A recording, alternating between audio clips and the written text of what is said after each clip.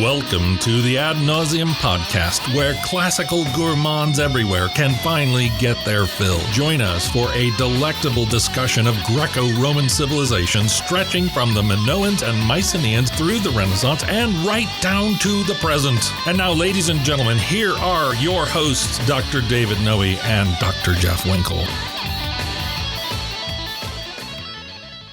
Good afternoon, listeners. Welcome to the 6th episode of the Ad Nauseam podcast, coming at you live from our studios, the Vomitorium in Grand Rapids, Michigan. My name is David Noe. As always, I have with me here my wonderful co-host, Jeff Winkle. How are you, Jeff? Doing great. Always good to be here. Excellent. So we want to give a couple of shout-outs today before we get into it. We want to say hello to Matt and Lauren Brownfield, who are in Austin, Texas. So Lauren and Matt were my students a long time ago, and Lauren's sister sold me pecans. Sold you pecans? That's right. Yes. It was nuts. Also, were they digital students of yours, in person? No, these were real, flesh and blood. Real, actual students? Yep, as real as the pecans. Oh, excellent. It was difficult to get these students to come out of their shell, but eventually... How long is this going to go on? So I also want to say hello to Bobby Locklear, who is in North Carolina in a wonderful little town called Tobaccoville. Tobaccoville, North Carolina? Yeah, so hello, Bobby. Hope you're doing well. I wonder if a relation to Heather, perhaps? I doubt it. You doubt it, It's anything's possible in this modern world. That's right. We also have a little Latin quote for you today. This is again taken from the Lewis and Short Dictionary, and it is nauseosus. Nauseosus. In all my years of Latin, I don't think I've ever encountered that adjective. That particular adjective, nauseosus, that which produces nausea. Apparently it is from Pliny the Elder, or as Dennis Miller would say, Pliny. The Elder, right? The Rodex nauseosus, a vegetable that causes vomiting. Wow. Which is pretty much all of them. Wow. Is it Pliny the Elder? Pliny the Elder. The polymath. That's right. Right, yeah. Yep, the Rodex nauseosus. So what do we have on tap today, Jeff? Today we are talking about the magnificent and maddening persona of Heinrich, don't call me Heine, Schliemann. Schliemann, all right. Yeah. Who we referenced a bit last time, because he is central to the story of the archaeological discovery of Troy, and lots of the game-changing discoveries that have changed the way we kind of understand myth and its relationship to history. So we're going to talk today about Schliemann, a little bit of his biography, his discoveries, and really whether or not we can trust the man. Is that right? Exactly right, and these kind of crazy pieces from his personal life along the way. Right. Yeah. And then next week, what are we looking at? Next week, I think we're going to cover the movie Troy, the 2004 film Troy. Right. Was that Wolfgang Petersen? Was he the director? Yes, I was trying to think. I kept thinking Werner Herzog, but he would never do a movie like that. So I don't know. Wolfgang Petersen. I think so. Yeah. Right. With starring Brad Pitt. Yeah. As Achilles. Saffron Burrows, Andromache. Yes. Sean Bean plays the mean Odysseus, if I'm not mistaken. That's right. So next week, a full episode on that movie. Now, are you gonna watch it again in advance? I'll have to. I'm gonna have to watch it again. Yeah, me too. All right. So yeah, I'm looking forward to that. It'd be kind of a great way to kind of cap off our current series on Homer and then move on to something else. Yeah, maybe something from the Roman era. Yes. Maybe some more Greek poetry. Who knows where the road will take us? Thousands of years to choose from. There's so much. Yep. So let's get right into it, Jeff. And you get us started here today, if you will, please. Yeah. Schliemann's early life and career. What are we looking at? So Heinrich Schliemann, he was a German gentleman, born in 1822 to a lower class family. Had a father who was a pastor, not a very successful pastor. No, not a very pleasant individual based on what I've read in the Trail biography. So we're dealing here with the work of David Trail, is that right? Yes, David Trail. Yeah, we should acknowledge our principal source. That's right. And unlike the Iliad, Trail's name does have 2 L's. It does have 2 L's, exactly right. Yes, remember that. There's a trailing L at the end of it, you might say. Exactly right. So, he wrote really a wonderful book called Schliemann of Troy. He was clever title. I meant to look into this. I would guess that he's probably emeritus by now, but he taught for years at University of California, Davis, and met him on one occasion. A really, really nice guy. He laughed at all my jokes, which is my measure of a successful human being. That's really the touchstone of a good man, isn't That's it? exactly right. So we'll be referring to and quoting from a number of selections from that book today. So in that book, he describes Schliemann's early life, describes his father, his mother, and Schliemann's father apparently was a bit of a philanderer. Right, exactly. A failure as a pastor. His mother died young. And Heinrich himself, seems to have had a kind of an embattled youth. But one of the things that he does talk about is how his father did instill in him kind of a love of ancient history. So his father instilled in him this love of ancient history, and Schliemann in his own diaries and writings credited his father with kind of setting him down that path. Now, as we'll see with Schliemann, it's hard to tell in many cases when to trust him. Right. He is a myth maker. He's constantly, as my reading of the Trail biography, and I just started last week at your recommendation, he's constantly trying to revise the story of his childhood a little bit. And Yes. he talks about some of the strange archaeological opportunities in his boyhood neighborhood. That's right. A place called Ankershagen. Yes. Some kind of Norse maybe or other kinds of mythical things that were hidden in his neighborhood. Right. Trying to show us that even as a child, he was archaeologically oriented. Exactly right. It reminds me in some ways of like Joseph Smith, finding kind of these seer stones and the golden plates Right. in New York, Right. in his backyard. Right. Similar interests. Yes. So he has this, in the way he paints his biography, that he had this deep love of ancient history and archaeology, and particularly Homer, the Iliad and the Odyssey, from a very early point in his life.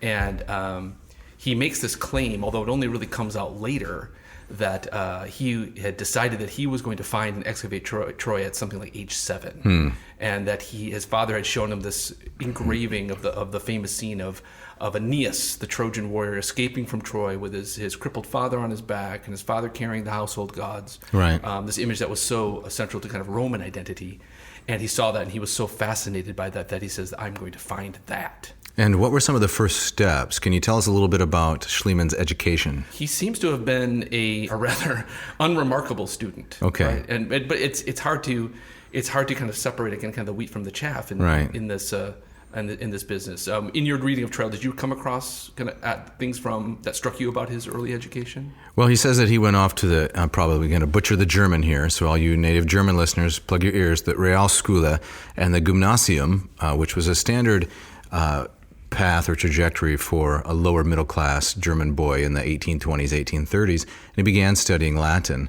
And some of the upper levels of academia, I think, were closed off to him. Right, exactly.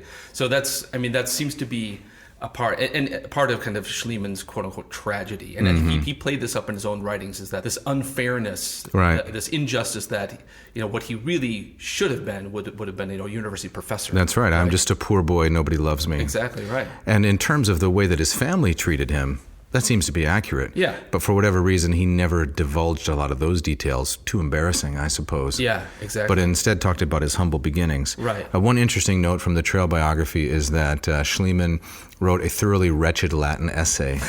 That's something we've all done, right? right. But this was at the age of around 11 years old. Okay, yeah. He brought it home to his father. It wasn't good, but that seemed to me the one really believable element of his supposed childhood obsession with classical culture. Right. That he did actually try his hand at Latin at an early age, with no signs of the great philologist he was going to become, polyglot later right. on. Yeah, we'll talk about kind of his facility with language, which it seems to be legit and not kind of part of his own, kind of narcissistic self-promotion. So, Jeff, do you have a kind of a lead-in quote for us this week that will help us as we move along here in the episode? I do. I have a quote here from the Trail biography, and it's a quote that I think in some ways says a lot about kind of who Schliemann was and how he saw himself. And so this is actually a quote from Schliemann's own diary during his exploration of Ithaca and his attempt to nail down the historicity of Odysseus' connection with that. He writes, "At the northern part of the castle, 2 walls of large stones run down, which end in a kind of tower. For a long time I sat in the ruins of the palace reading the divine Odyssey, and in particular the recognition scene of Odysseus and Penelope, and wept profusely. There is a superb view from the summit. To the west is Cephallenia, to the north the mountain Agoge with the island Asternus in the strait, and Leucadia in the distance. To the east is Acarnania, with the island Iatoko in the harbor of Phorkys. Besides, nowhere in the world is the sea so clear and the mountains so beautiful as in Greece."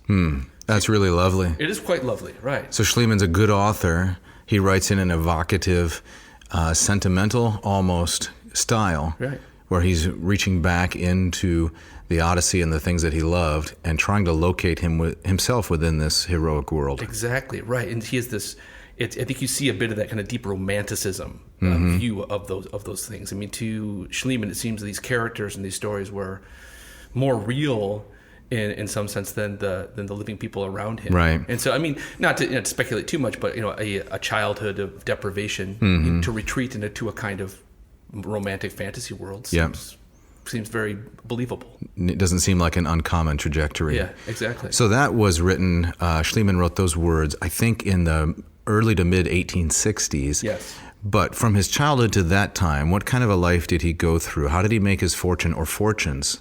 Right. So with kind of those upper levels though of class, lawyer, doctor, professor being really just not available to him, he went into business, which, again, in kind of the class stratified way that Germany was back in the 19th century, was kind of second class. If you want a job where you don't have to dirty your hands in making cash. Gentlemen of leisure don't do such things. Exactly right. But so he goes into business, and I mean, there's so much that we have to skip over here, but ultimately finds that he's very good at it. He goes and he gets a job with an import-export firm. He learns accounting.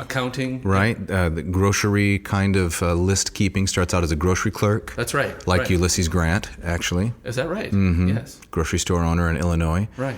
Becomes an importer-exporter, you said? Like Art Vandelay. Importing and exporting? It's more the importing than the exporting, but it goes back and forth. Latex products, primarily. Exactly right.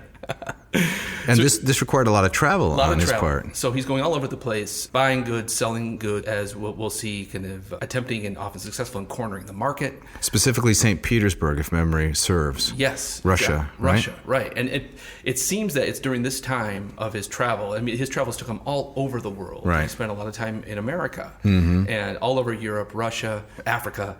And it's during this time that he discovers that he's really good with languages. Right. And he can absorb them, and it doesn't take him long at all to really get the gist and become conversant. But when he got to St. Petersburg, he worked for some firm, I don't remember the name, but he quickly learned Russian. Right. And then he began trading in the Netherlands, and then he quickly learned Dutch.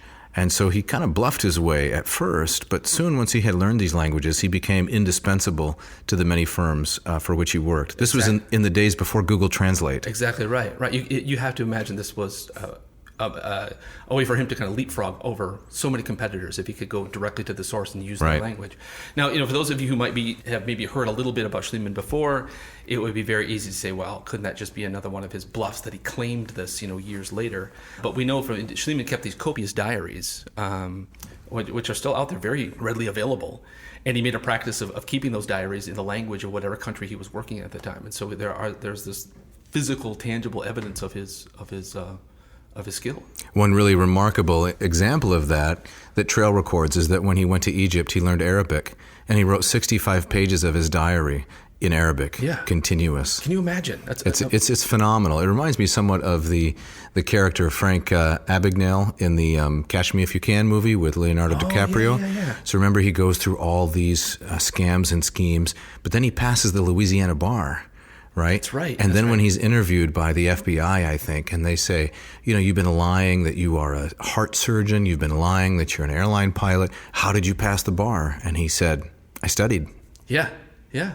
So kind of like Schliemann, some parts of his life are questionable, but this area, he just had a philological genius. Exactly right. It comes down to almost like the clever thief trope. Right. Schliemann at some level must have identified with Odysseus on a very kind of one-to-one level. Absolutely. Right? So I think there's no doubt that Schliemann was a genius, right? Whatever kind of the gaps in his character and his fudging things around the edges, the man, he was a force to be reckoned with. So tell us, what are some of the languages in which he was fluent? Right. So kind of the official list, as I found it, he was conversant, if not fluent, by the end of his life in English, French, Dutch, Spanish, Portuguese, Italian, Russian, Swedish, Polish, Greek, both ancient and modern, Latin, Arabic, and of course his native German. Klingon? Yeah. I if he had lived long enough, he would have been. There's no doubt. People on the interwebs with his Klingon quotes, right? Worst made-up language ever. Yeah. So he makes a fortune in Russia, cornering the market on all of these goods. Yes. He's a military contractor. Right. So he takes advantage of all of these conflicts going on in the region, the Crimean War. Right. In some evidence points, he's selling weapons to both sides. Right. Clever move. So the Crimean War, Russia, Britain engaged in a conflict over this island, Crimea, in the Black Sea. Yes. actually Greek territory at one time. True. Yeah. In the 8th, 7th centuries, the Greeks are colonizing all around the Black Sea. Yes, exactly right. So he makes a ton of money. He makes money over in this country, in America. Wait a minute. Schliemann was in the U.S.? He was. He spent time in San Francisco.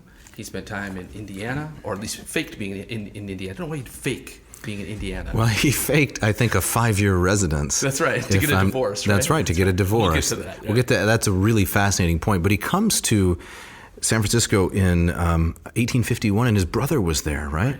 Right. And the trail book points out that his brother, he said that his brother didn't know he was coming, but there's actual correspondence of them before Schliemann's arrival.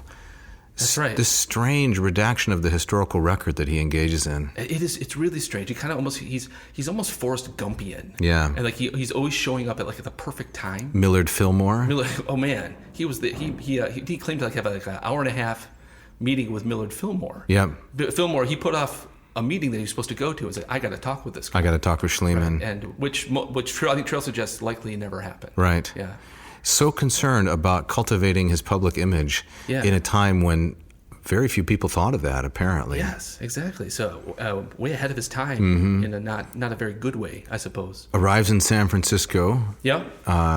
The Gold Rush. The Gold Rush, right. So just a couple of years after, the 49ers, right? And it makes more money there.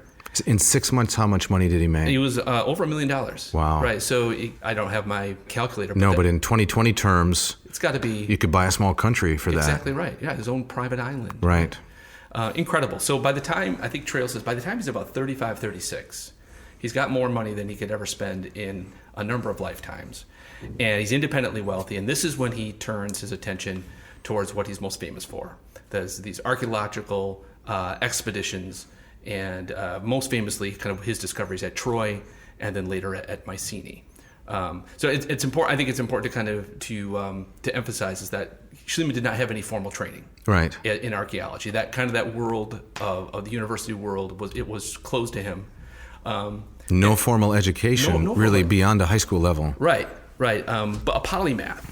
I mean, from his own diaries and from his own writings, it's clear that he read everything that he could on the subject. Right. So he wasn't just going out there with a pickaxe and just hacking at things, I think as he's sometimes depicted. I mean, he was probably more learned in many ways than lots of trained archaeologists, but he did not have a formal degree for that profession. So that reminds me, Jeff, of a point that the authors Heath and Hansen make in their work, Who Killed Homer? Yeah. Mid-late 90s. They make the claim that many very significant advances in the study of classics were made by amateurs. Right. So give me another example. Well, Schliemann is a main example. Yes. And you have Michael Ventris, who deciphered Linear B in the 1950s. Which would be another great topic. Absolutely. Yes. David Packard from the Packard Bell, who was a BA in classics, I think, but gave a lot of money to the digitization of classics and was really a pioneer in that field. Yeah. So, I mean, Schliemann, he obviously, I think a phrase that I used in our last episode, I think he kicked open doors that needed to be kicked open. He just might have kicked them open maybe a little bit too forcefully, right? In some degree. So there's still this debate about what was Schliemann? Was he just a amateur archaeologist? Was he a grave robber? Was he a treasure hunter? Was he at best a skilled amateur? I don't make any claim to kind of answer those questions, right. But it's all part of kind of his maddening persona. So we're going to touch on one more biographical element. Yes. Is that right? The question of his marriage and divorce, marriages. Yes. Because this is really fascinating. And then turn to the events at Troy and Mycenae. I'd like to just mention briefly kind of his first attempts on Ithaca, because there's just some great stories there. Right. So, but yeah, let's talk about his personal life. Okay, so he married a woman named Katerina, a Russian woman, and she was from a higher class family than Schliemann himself was. Right. A woman from St. Petersburg, and apparently they had an absolutely miserable marriage. She didn't want to live anywhere but Russia. Meanwhile, he had, if I'm not mistaken, he had all kinds of ambitions to live in Paris, to live in London. Of course, he spoke French and English fluently. Right. He bought up a lot of property near Saint-Michel in Paris, and he wanted Katerina to live there and their children. I get kind of the vibe that he kind of had I'll show you. Right. So he wanted to overcome his his low-class beginnings so much that he was going to vault over everybody and prove that he belonged in that echelon of society. Right? Which he certainly succeeded in doing from a financial standpoint. Absolutely, right. He had fabulous wealth. So that marriage was on the rocks. Yes. He had a daughter, Natalia, I believe, who died when she was 11 or 12 is the age I'm thinking. And his travels took him away from his family for months at a time. Right. That certainly could not have helped either. Right. And in these diaries, he wrote letters about these events, right? Right, exactly. But it comes down to the marriage falls apart. Right. And so where does he go to secure a consequence-free divorce? Well, where everybody goes, Indianapolis. Right. Or at least, he establishes some kind of residency or fakes it enough to make it appear that he's living in Indianapolis. This is Indianapolis, Indiana, yes, approximately 5 or 6 hours south of here. That's exactly right, which apparently was, maybe still is, known for its very lax divorce laws. Right. So he comes to the United States, he gets a passport, some things happen in New York, he hires the best lawyers, he has plenty of money, stops in at the Fillmores. Yes. And what happens next? He finally gets his divorce, and now he's free to kind of pursue his passion unfettered, as it were. But that's not the end of his married life, though. One fascinating note in the trail biography that stuck out to me was that he was really hoping that the Indiana legislature would not vote on changing their divorce laws. That's right. And they were prevented from doing it because they didn't want to vote on a civil rights law. This was post-Civil War. Yeah. So I think in Schlieman's words, they didn't want to grant the vote to Negroes, so they delayed convening and then actually worked in Schlieman's favor. So they didn't change the divorce law. And then he was able to get his divorce from this Russian woman. Strange world, already an international world. Yes, bizarre, very, very bizarre. So Schliemann ultimately he moves to Athens. Always felt where he belonged. Right, it becomes a base for him for kind of launching his Greece-based archaeology, and he decides that he wants a wife. Right. And so the story goes is that he was being tutored in Greek by a local archbishop, and he asked this guy to help him out, act as kind of a matchmaker. And the archbishop, okay, what are you looking for? And Schliemann famously, apparently responds that he's looking for a black-haired Greek woman in the Homeric Spirit. That's a quote, isn't it? That is a quote. Find me a black-haired Greek woman in the Homeric Spirit. Right. I'm not exactly sure what that means, but that's how you wooed Tara, your own wife, right? Oh yes, definitely. She definitely has a Greek spirit. You recognize kind of the Homeric spirit about her? Absolutely. Yeah, that's right. Yeah, during one memorable time, we were reading the Aeneid together, and it spoke to her. Yeah, you're telling the truth right now. I am. Yeah. At least while we were dating, it spoke to her. Yeah, because if Mrs. Noe is listening, and she's probably not. True story. The Greek spirit, right? The Homeric woman is proud, fiercely independent, beautiful, walks into a room and confronts the men, as Penelope does on many occasions. Right. She when she first appears in the Odyssey, the suitors stumble all over themselves. That's right. That's right. Because she's gorgeous and she's in charge. Right. So that's the kind of woman that Schliemann supposedly is looking for. And I think you could make a case that he does, at some level, find this woman in Sophia. Well, I was a little unsure about that. Well, it's unclear exactly a lot about their relationship. Because it's all filtered through his diary. Right. It's hard to know. And Gastromenu is her name, Which right? is a perfect name for this podcast. It's something like in the stomach, right? In the stomach, and Gastromenu. And in fact, in the Gospels, if anyone's curious, the description of Mary's conception, en gastri, right? Yeah. That she had a Christ, en gastri. Interesting. In the womb is a euphemism for in the womb, right? Rather than giving a strictly biological description. Yeah. So Sophie and Gastromenu. Yeah, so the story goes, so the archbishop goes out and he comes back with 3 photographs and says, here are 3 eligible bachelorettes. What do you think, Heine? Homeric enough, black-haired enough. And he points, he says, that one. And he points to the picture of Sophia in Gastromenu. Without going into all the details of their courtship, they ultimately do get married in 1869. Heinrich is 47 years old, and Sophia is a fresh-faced 17. Yeah, it's incredible. Right. And apparently he made lavish promises to her parents about how he would set them up financially. That's right. So for the early years of their marriage, there was some controversy because Schliemann was reluctant to keep those promises, right, or they were grasping. It's not really clear. We don't have a lot of information from her family. Right. But some kind of conflict ensued there. Also, he was really keen on making her a student of archaeology. Yes. And making her a polyglot. Right. And the biographies say this is kind of an aspect of his controlling character. Yes. but I wonder if it's also somewhat just like a 19th century novel, right? If you've read Dickens or those kinds of things, the accomplished, wealthy older man takes the young woman under his wing and turns her into an Eliza Doolittle kind of character. Yeah, exactly, right. So all part of kind of this larger kind of romantic picture that he's painting of himself, right? Strange and disturbing on some levels, but also just hard to figure out. Right. And he seemed to be so kind of desperate at many turns to, have Sophia kind of show up in his story as kind of his right-hand woman. Right. As someone who's just as obsessed about these things as he was. And falsified her presence at various sites. Famously at Troy. Yeah, she wasn't there during the time of the most important discoveries, as he admits in his own diary. Well, let's turn to some of these excavations. So before we get to kind of his most famous discoveries at Troy and Mycenae, I wanted just to briefly talk about some of his early explorations. And he famously goes to Ithaca, the island of Ithaca, where Odysseus and Penelope are from.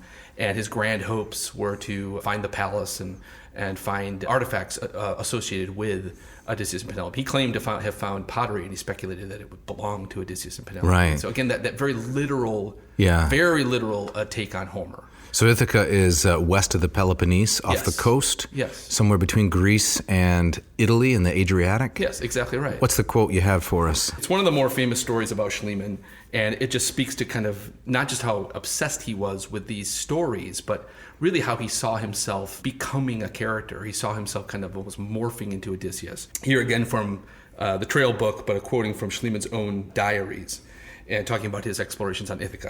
Schliemann writes, "On that day, wishing to approach the farmyard of a peasant at the south end of the island, I was furiously attacked by 4 large dogs that were not frightened by the stones or threats I hurled at them.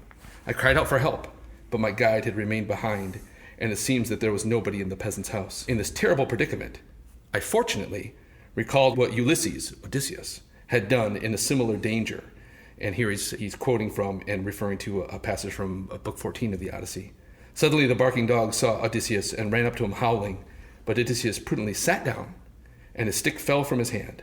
So I followed the example of the wise king, bravely sitting down on the ground, remaining immobile, and at once the 4 dogs, who seemed ready to devour me, formed a circle around me and continued barking, but did not touch me." So he becomes Odysseus in that moment, and the Odyssey becomes a handbook for how to deal with wild, crazy dogs. I was just going to say that. It's a very ancient way of looking at Homer. Yes. It's not just a story. It's a DIY book for all of life. Right. That's a good point. It's in many ways, Schliemann's use of Homer is much more fully ancient. Greek, absolutely. Yes, very Greek. The 5th century audience would have understood exactly what Schliemann is talking about. Right, exactly. You're going to go on YouTube and try to find out how to deal with a pack of dogs. No, you're going to remember Odyssey, Book 14. This is what you do. You sit down. Yeah, and it works like an absolute charm. Right. We got to talk about the Nausicaa. We do. Okay. Nausicaa, the young woman that Odysseus encounters in the Odyssey. Right. And there's another great scene, kind of in this same vein, where Schliemann, again, still on Ithaca.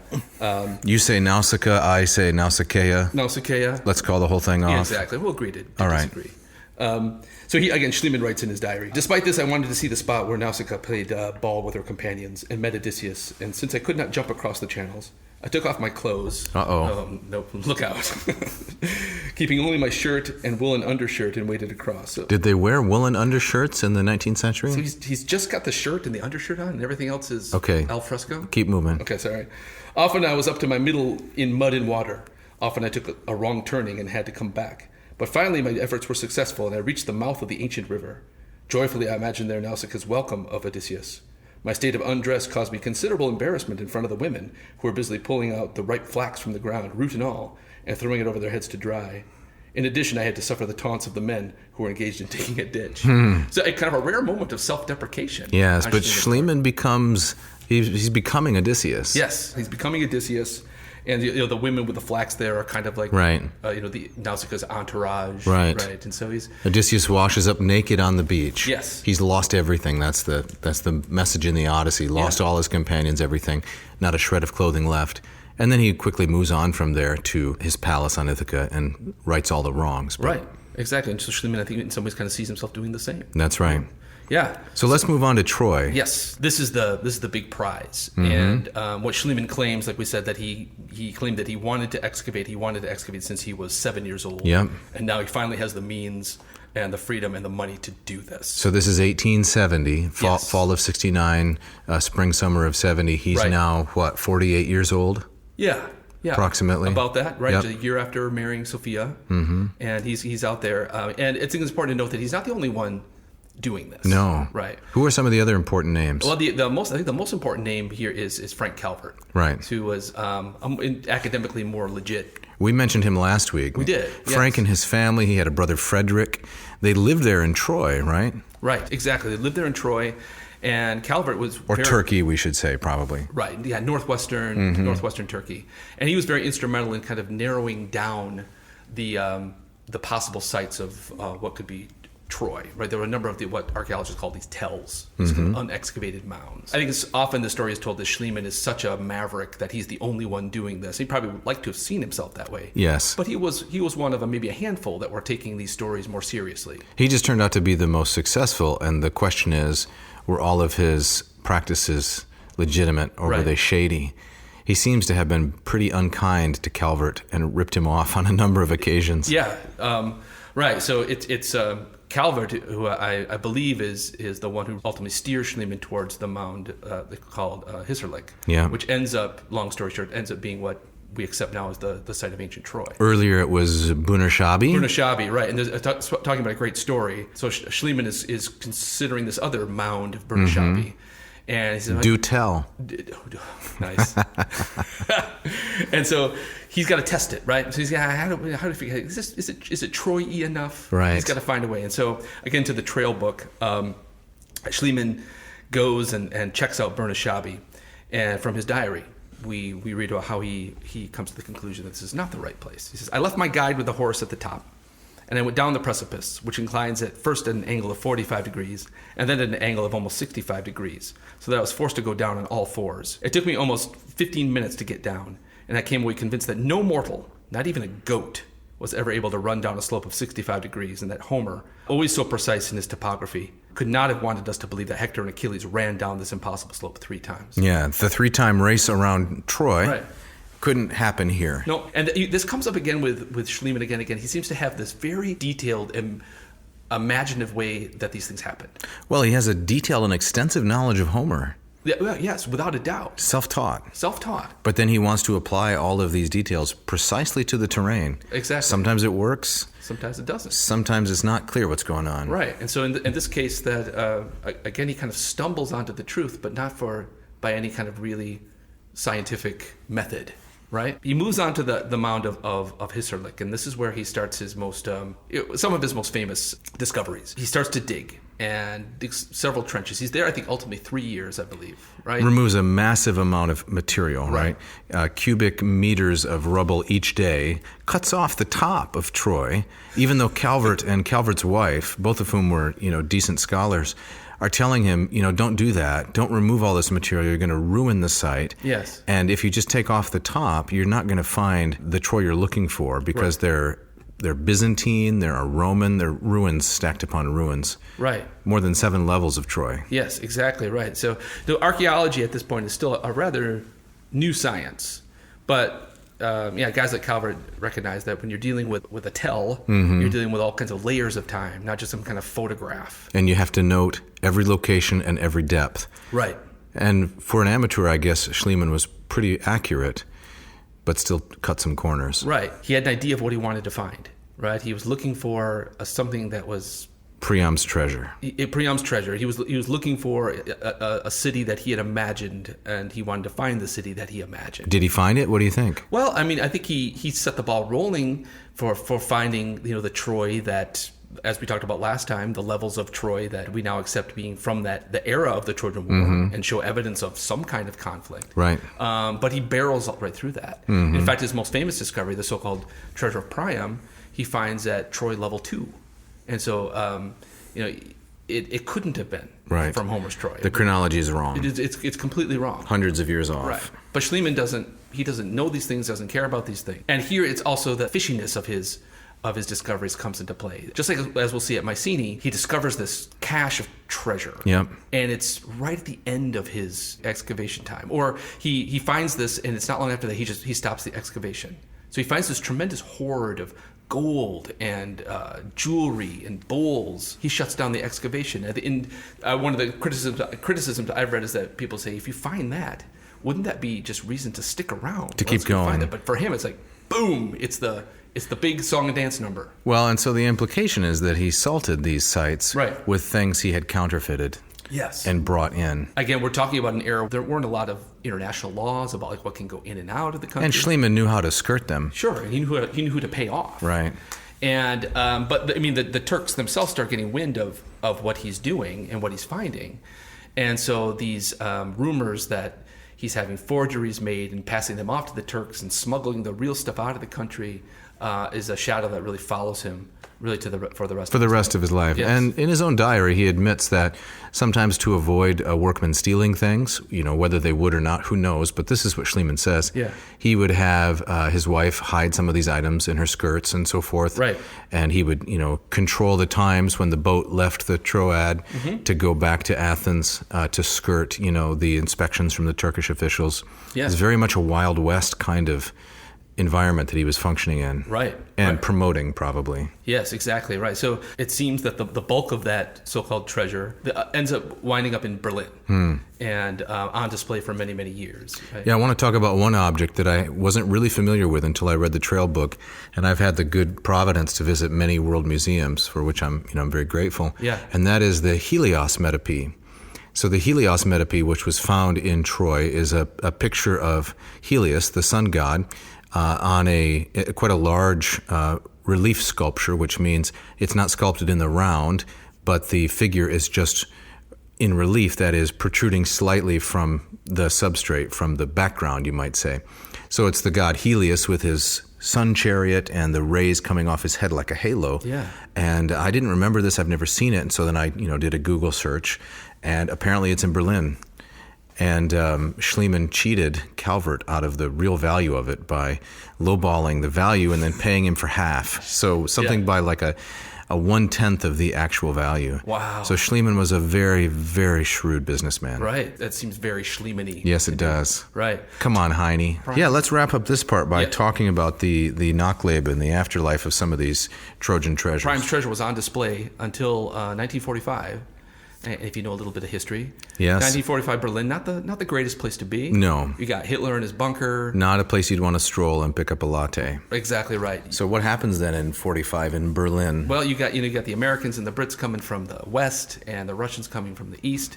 Russians get there first. Let's call them Soviets. Soviets. Okay. Yes. Racing toward Berlin. Right. And it's chaos, right? I mean, so many kind of treasures and paintings have been lost and destroyed in that. Right. And Priam's treasure was one of those things that just disappears. So the Allies show up at the museum in Berlin and they say, hey, where are the treasuries of Priam? Where's the gold? It was the very first question. Right. And the Soviets say, what treasures? And so it was assumed by many that they just suffered the fate of so many other pieces of art and were destroyed. Or fell into a giant hole. Right. All the Allied bombing. So what happens next? Well, in 1991, when the Soviet Union collapses, people start asking questions, and lo and behold, Priam's treasure shows up. In the basement? Yes, of the, was it the Pushkin Museum? The Pushkin Museum in St. Petersburg, right? It always reminds me of that last scene from Raiders of the Lost Ark, right. Winds up in this crate. Yes. Right? Yeah. And so now I believe it's still there. And the Russians say, oh, where did this come from? Yeah. Hey, what do you know? Look at this. And it's become part of the kind of this almost four-way tug of war, or between Germany and Turkey and Greece and Russia. Who lays claim to this treasure? Right. So the Greeks say these are part of our heritage. Yes. Give them back. The Turks say yes, but they were found in our territory. Right. And the Germans say, but they were gifted to us by Schliemann. Yeah. And the Russians, what do they say? Spoils of war? I don't know. Right. Yeah. So I believe they're still in. I think all of it is still in Russia today. Are we going to take an ad nauseum tour, maybe, to the Pushkin Museum and see this stuff? Oh, that would be fabulous. Let's do that. Right? Yep. Exactly. Do you have to go in the basement and open the box? I don't know. Right. Yeah. So today's episode is brought to you by the Moss Method. David, tell us a little bit about what that is. Right. So the Moss Method is a way for those who don't need credit for studying Greek. They're not looking for a degree necessarily, but they want to get some skill. It's a way for them to study ancient Greek on their own. People do this? They do this, absolutely. We have a number of people all over the world studying Greek via the Moss Method. So Charles Melville Moss put together this textbook, 1893, University of Illinois graduate, and this gives people an accessible, self-paced, and expert way to learn the Greek language. And it works. It works, absolutely. That's fabulous. So you start out in the first lesson reading connected prose. You've got adapted stories from Herodotus, adapted stories from Lucian, from Aesop. You get right into it, and I take you through step by step how to gain the knowledge that you need to approach Greek. You might want to read Plato, you might want to read Herodotus or even Homer. This is going to get you there. And how can interested people find this? Well, I'm so glad you asked, Yes. Jeff, in such a natural way. They can go to mossmethod.com. They can check out the introductory video. They can watch a sample lesson on YouTube. And a lot of people say, how long is this course going to take? And I say, who are you and why are you emailing me? No, I say, there's no limit, right? You can study as long as you want. It's self-paced. And what's the rush, right? If something is worth doing, it's worth doing slowly. Yes. It's even worth doing poorly. Take your time. Greek is meant to be enjoyed. It's like a good meal. Get into the aesthetics of it. So some people complete the course in 3 months. Some take as long as 18 months. There's 4 separate modules. Now, it's not cheap, but I'd like to say it's attainable. Yeah. It's $299 per module, and you get constant interaction with yours truly. Sounds great. Yeah, so I email you back, I grade your assignments, I talk to you, I help you. You've got 40 different video lessons per module that you access once you sign up. Sounds fabulous. Mossmethod.com. Mossmethod.com, that's right. Now, I also hear that Latin per diem is undergoing a redesign. Yes, we have a massive redesign Tell us about of it. the Latin per diem website. We're digging down into the shaft graves, you Ooh, might yes. say, and bringing up all kinds of treasures. Yeah. So Latin per diem started about 5 years ago, has all of these resources for learning Latin. You can watch a 4-minute lesson per day based on real-life authors. So everything from Cicero to St. Augustine to John Calvin to Erasmus, the whole gamut. We run the gamut. And you're always mixing it up. Mixing it up. Yeah. Yep. Each series is about 10 different episodes, and we go on to the next one. And for those who want to check it out, they can also check out these quizzes. So you watch the 4-minute episode, and then you follow the link. You take a quick quiz, which tests you on your knowledge. What have you learned? What have you gained? If you do this consistently over a long period of time, you're going to learn a massive amount of Latin, That's fabulous. which everyone would want to do. And can they find this at latinperdiem.com? latinperdiem.com. Sounds fabulous. So, Jeff, what about the Ad Nauseam podcast? What kind of success have we had so far? It's been great so far. With a little over a month, we've got right around 1,000 downloads. Over 1,000 downloads Yes. in a month. Yes, it's great. So That's fantastic. We're getting a lot more than I thought we would get. So there seems to be some momentum behind it, and so I'm really excited about where this is going. I'm really gratified. Yeah, same not, here. Not so much amazed because that's self-congratulatory.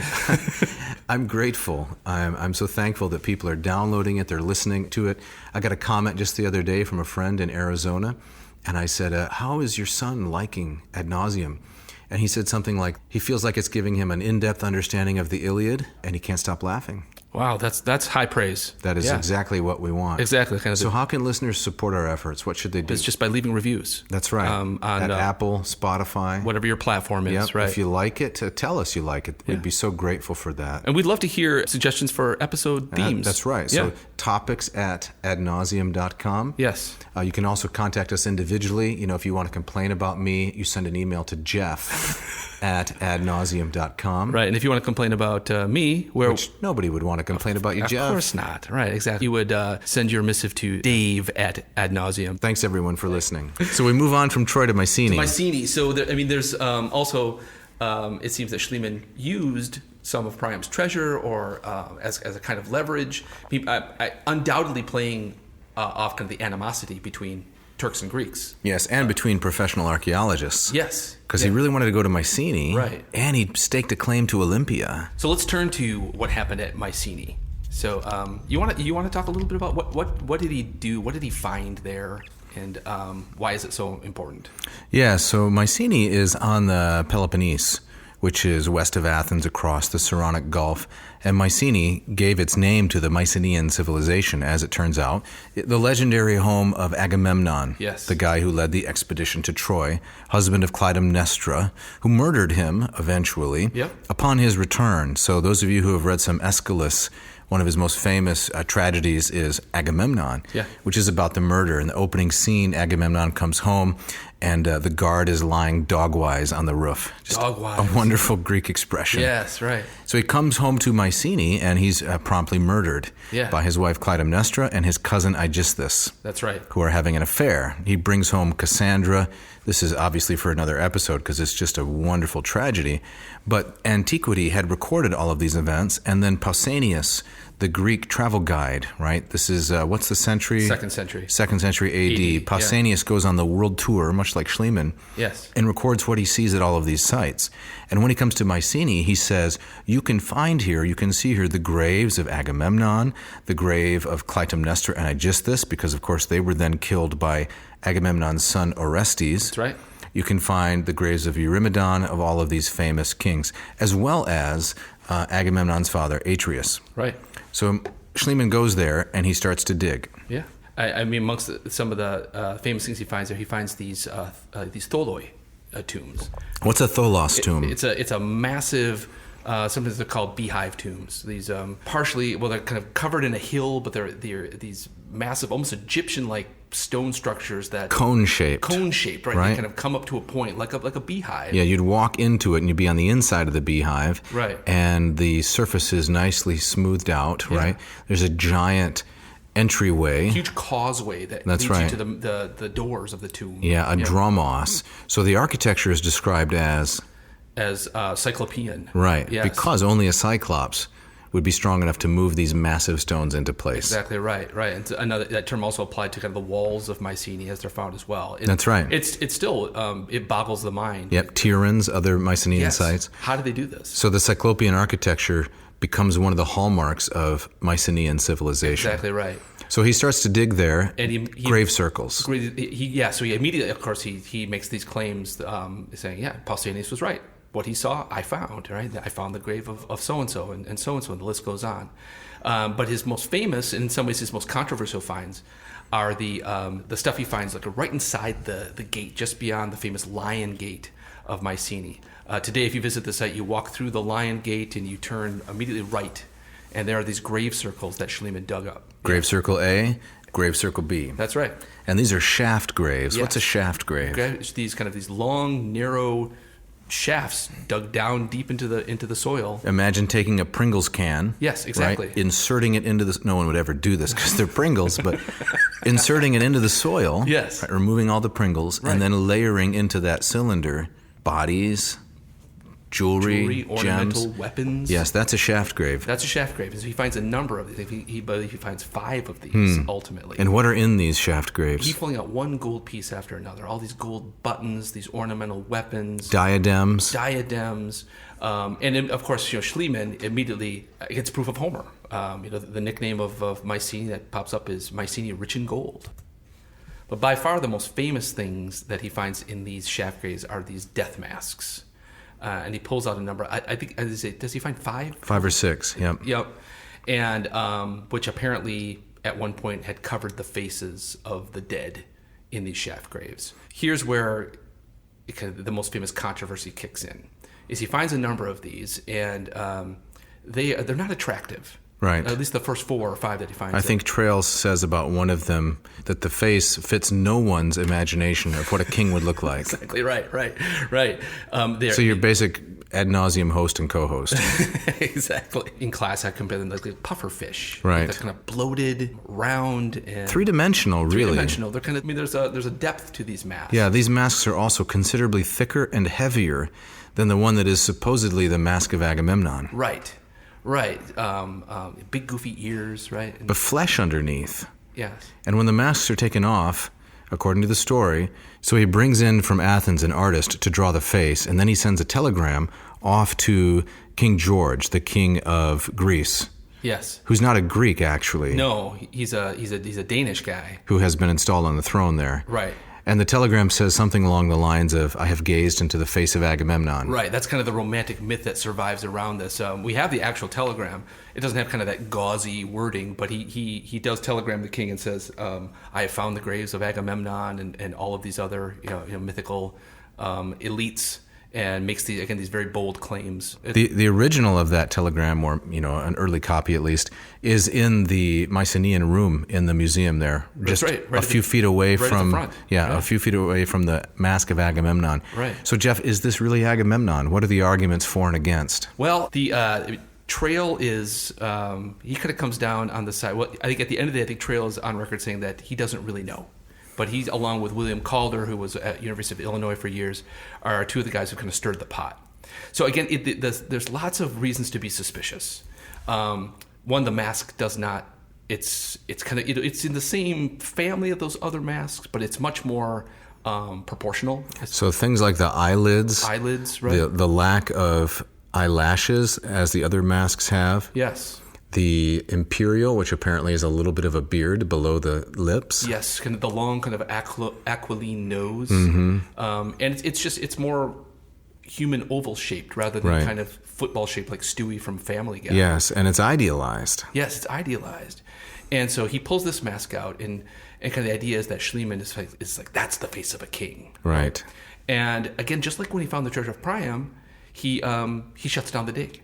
Right, says that it's like going out with a bang. I found what I wanted to find, and now on to other things. And so he ends on this really high note, where again, logically speaking, you would think, why not look for more? If this is the kind of thing you're finding, keep digging. And in fact, one of the Athenian archaeologists who was brought in after Schliemann discovered an additional shaft grave that Schliemann had overlooked. Oh, that's right, exactly. So, what's going on there? And so it's trying to get into kind of that warped psychology of Schliemann. And so Trail and others have pointed out that, and again, Schliemann often uses this language. I mean, soon after he uses the language that now that's the face that it matched my imagination of what Agamemnon should look like. Right. Why should that matter at all? Right.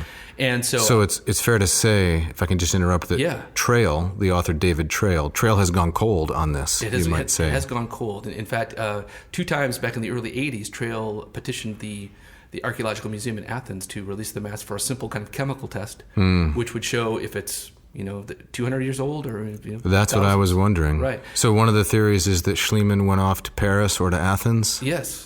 And had a mask made according to kind of his imagination. A counterfeit. Right. And we know that he had relationships with goldsmiths and the like, and that it's all that really kind of that foggy rumor about kind of his shadiness. But Calder, I remember, gave a presentation on this when I was in graduate school, and he made a big deal if you put a picture of the Kaiser Wilhelm, next to the mask of Agamemnon, you have this uncanny resemblance. And so I've heard that he looks like Schliemann, actually. Oh, really? That Schliemann counterfeited the mask to look like himself. Like himself? That would be perfect. Right. But kind of giving him kind of Central Northern European features. Right. Which the Greeks of that age, and Mycenaeans are Greeks, as we learned last time, would not have had. Would not have had, right? And so the kind of Schliemann's idea of nobility that he grew up with, that was kind of ingrained in him, kind of spill out into this counterfeit, right? What about pomade? What about pomade? Why are you bringing up pomade here? Well, because you mentioned something about the mustache, the handlebar mustache on the mask of Agamemnon. It looks like Raleigh Fingers. You remember the old baseball pitcher? I do not, for sure. The waxed mustache. Okay. Or the guy who's tying the damsel in distress to the train tracks. Right. Right. Yes, that's one of the striking things. Snidely Whiplash. That's the guy. That's right. But one of the striking things about the mask of Agamemnon, he's got that pointy handlebar mustache like Kaiser Wilhelm does. Right. And so Schliemann, he had to try to explain this somehow. And again, from his own diaries, he writes about the mask. You got a quote for us? I do have a quote. He wrote about the mask. In a perfect state of preservation, on the other hand, is the massive golden mask of the body at the south end of the tomb. Its features are altogether Hellenic. And I call particular attention to the long, thin nose running in a direct line with the forehead, which is but small. The eyes, which are shut, are large and well represented by the eyelids. Very characteristic is also the large mouth with its well-proportioned lips. The beard is also well represented, and particularly the mustache, whose extremities are turned upwards to a point, in the form of crescents. This circumstance seems to leave no doubt that the ancient Mycenaeans used oil, or some sort of pomatum, pomade, in dressing their hair. Both masks are of repoussé work. I don't know what that means. It's a French word that means fancy. Fancy? Okay. And certainly nobody will, for a moment, doubt that they were intended to represent portraits of the deceased, whose faces they have covered for ages. We are amazed at the skill of the ancient Mycenaean goldsmiths, who could model the portraits of men in massive gold plate and consequently do as much as any modern goldsmith would be able to perform. That's really interesting. It is, right? Yeah, But, so go ahead. But, I mean, did the ancient Mycenaeans have, like, Brylcreem? It's certainly possible. Do you think it's possible? What did they not invent? I ask you. That's true, yeah? Actually, repoussé Yeah. is where you take a piece of gold foil and you put it over a wooden form and you pound it until it takes on the shape of the mold underneath. Okay. Could be the So- very thing that he instructed some goldsmith to do. You're right. If it's a forgery, Yeah. right? If it's a forgery, then that's what he instructed them to do. I mean, if you have that in mind, it's almost like he's over-explaining here, right? And the other interesting thing I found out about Trail, and the listener should know if they want to, that I was pretty much on Schlieman's side before I began reading the Trail book. Well, you were. For the most part, Yeah. I thought... Gave him the benefit of the doubt? Yes, I did. I thought the criticisms against him were more modern, and since I have a strong antipathy to anything recent, I didn't think that the criticisms were probably valid. Yeah. What started to push me in the other direction was that he was criticized at the time. Yes. He was criticized by contemporaries, by Greeks, by Germans, by people who knew him, and he was fairly dishonest in a lot of the ways that he recorded things. Right. There's no doubt about that. One interesting point was that he didn't mention this mask in his diary on the day that he later said it was discovered. That's right. There's all kinds of issues with the timeline. Correct. Right. So if you find something that you later think is so fantastic, why not put it in your diary? Right. So with the Troy finds, it was plausible to me that he omitted details because he didn't want to be discovered by the Turkish authorities. Right, But exactly. at Mycenae, he has carte blanche for the most part. Right. So why is he playing fast and loose with the timeline? Exactly. What does he stand to gain? It's pretty confusing. Yes. But as we get close to wrapping up here, Jeff, maybe we can talk a little bit about how the mask has been received, its importance for Greek tourism, and one particularly interesting incident with you and me and our lovely tour guide when we were And friend, in yes. Olympia. Yes, exactly. So I think we talked a little bit last episode, but when you walk into the museum, the National Museum in Athens, through the first door, it's this mask that's staring back at you. So it is, in many ways, a kind of symbol of tourism. It is the icon of Greek tourism. Exactly right. And maybe in the top 10 of the most famous art objects of all time. Yeah, exactly. And whatever Schliemann may or may not have done. I mean, his discoveries at Mycenae. I mean, it's up there with King Tut. Absolutely. Howard Carter in 1922. Definitely. It's a massive discovery. And very important to the Greek economy. Yes. Which relies a tremendous amount on tourism. Right. So I mentioned David Trail wanting to get this mask tested, but Greece has never released the mask for Right. that. Right. Kind of like the Shroud of Turin. Yes. Which has been tested, but portions of it. But they're very, very jealously guarding this object because so much of their economy depends on people like you and I and our students coming to see it. Exactly right. And I have to imagine that even the controversy itself, my sense is not that it's not very well known. That in and of itself it's a kind of the, there's no such thing as bad press. Right. People are coming to see the mask maybe because it's controversial. Right. Right. So People like you, Jeff, skeptics. Exactly right. So until that kind of test is made, there it sits in kind of this fog of is it or isn't it? So the year is 2011. It's January. Yes. We're at Olympia. Yeah. At the Hotel Antonius. Was that the one? Is that right? Yes. I think that's the one in Olympia. Yes, with the noisy elevator. That's right. That elevator, which gives them a kind of ad nauseum sound. Exactly right. To the entire establishment, scared me significantly. The first, Jeff, what is that? I had no idea. Yeah. Someone's having serious indigestion all throughout the hallway. But it's in fact just the elevator shaft. It was, yes, Yep. exactly. So we're in that lobby. Hotels in Greece have fantastic They lobbies. spend all the money on the All the money is on marble and beautiful artistry on the walls, paintings and so forth. You get back to the room, it's a little Motel 5, Exactly. probably. The elevator engineering. That's right. The Brockle Apollo. Exactly right. Tell us about Brockle Apollo. Oh, that could be an episode. In and of Okay, itself, we'll leave right? that for the We'll leave that future for then. later. But you're there in the lobby and Yes. you're giving your lecture on Schliemann and is the mask a fake? We're sitting before the fire. Yes. There are kind of bearskin rugs on the floor Exactly. to conjure up a kind of Court of Alexander, Court of Philip The motif. ambiance was great. It was great. Right. I want to say there was a kind of a fire burning behind me. And what happened? Well, I was giving this talk, really in some ways kind of a shortened version of this episode. Mm-hmm. And Christiana, our guide, who's become now kind of a good friend to both of us. Lovely woman. she, I think to her great credit, she would attend our lectures. Right? Yes. She was always wanting to learn things. A serious student of Greek culture. Student, right. And I remember as I was giving this and talking about the possibility that the mask was fake, and probably even kind of giving my own bias. Right. That it is fake. I'm seeing her giving me she starts to say, ochi. No. Right. And they give me that evil eye. Tip the head back and look down her nose at you. Right. And so I'm seeing this, and I'm getting kind of the flop sweats. You should be starting to get nervous. Right. She's not a woman to mess with. No. And I remember, I'll never forget, she came up to me afterwards, and she said, "Do you really believe that?" And she was kind of horrified at this idea that someone even, it wasn't really so much about the mask itself, it was about kind of besmirching Schliemann. Right. And I realized later in talking to her and looking into it, Schliemann is still he's a hero. Yeah, absolutely. Yes.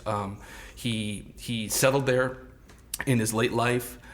He built a fabulous house. Which the Ilioumelethron, that's right. The big house of Troy. Yep. Right. Yep. Right next to the Syntagma Square. Yes. Today it's a numismatic museum. Right. I visit it every time I go to Athens. It's wonderful. It's a gorgeous building. And they have nice little things about Schliemann's life. Absolutely. Designed by a German architect, as it turns out, the most famous one in Athens. But he poured so much money into the Athenian economy. Yeah, exactly. In some ways, he kind of was the catalyst for Athens becoming a kind of a tourist wealthy town. Yeah, a world city. Preserving the monuments and such. And so he even paid for, as I remember now from Trail, he paid for the demolition of one of the Turkish towers on the Acropolis. Is that right? Because it was blocking the view of the Parthenon. Ah, yeah. So he was a benefactor to Athens. Right, and they remember him. They remember him very well. That's right. So that I can see that. I can see why these little things that don't speak well of him would irritate a Greek. So Christiana was upset. She was upset. We came around, water under the bridge. So as we wrap it up here, Jeff, if we came down to it, and I put the question to you like this: Mask of Agamemnon, real or a forgery? What are you going to say? Man, do I have to say yes or no? You have to, or you're not leaving the studio. I'm gonna say it's a fake. Really? Yes, I do. In some ways, I think it's a better story if it's a fake, and I just want the better story. If he could pull that off, and I think he could, I think that's unbelievable. That's Ocean's 11 type of right. Wool over the eyes. It's great. And I'm gonna say it's real. You're gonna say it's real? I'm gonna say it's real. Oh, okay. Well, stakes are too high. We'll have to settle it with arm wrestling, something like that. That would be good. Okay. All right, before we wrap it up here, we got to talk about his tomb. Absolutely. In Athens. You and I visited together. I think we both together saw it for the first time. It was 2011. Yes. A beautiful sunny afternoon in Athens. A Sunday afternoon, we walked down to the cemetery. The first cemetery of Athens was this massive cemetery. It's called the First Cemetery. That's the name of it. Exactly right. Yep. And inside, what do we have? Inside, well, you walk through kind of the grand gates, and the way I remember this, kind of this big hill up to the left, and almost like this hill of honor, and there's Schliemann's tomb. It presents itself as like a mini Parthenon or like one of the treasuries at Delphi. Beautiful Doric temple. Yep, it's got a bust of Heine himself on the front, and you have to walk up the hill, and you can kind of walk around the crypt. And such. I believe he and Sophie are both buried there. And there's a frieze that wraps around the top of it. It's an architectural element on many Greek temples. Right, and it goes back and forth between scenes from the Iliad, it appears, and then scenes of Sophia and Heinrich excavating. And there's one where Schliemann himself he seems to be in full recitation mode. He's probably reciting Homer, and Sophie's just looking at him endearingly. A scene from London where he was feted and treated sumptuously after these amazing finds. Yes. Very popular in London. The British love their classics. Exactly right. And I think some accounts have Schliemann kind of having designed this tomb himself, which is perfectly in keeping with his persona. There's above the crypt door, there is a two-line hexameter, the same meter and language of Homer, that again Schliemann is said to have composed himself as his own epitaph, and it translates something along the lines of, "It's the tomb speaking to you," which is a very kind of ancient thing to do. "O passerby," right? It says, "I." The tomb speaking, cover Heinrich Schliemann of great fame. You should imitate him because he undertook many labors on behalf of mortals. Right. That's a wonderful quote. It's a great line. Shall we take it out here? Let's take it out. All right. So we have our gustatory parting shot, and I'm going to be reading this as a quote from Orson Welles. My doctor told me I had to stop throwing intimate dinners for 4, unless there are 3 other people. Love it. Ad nauseum. Thanks for listening.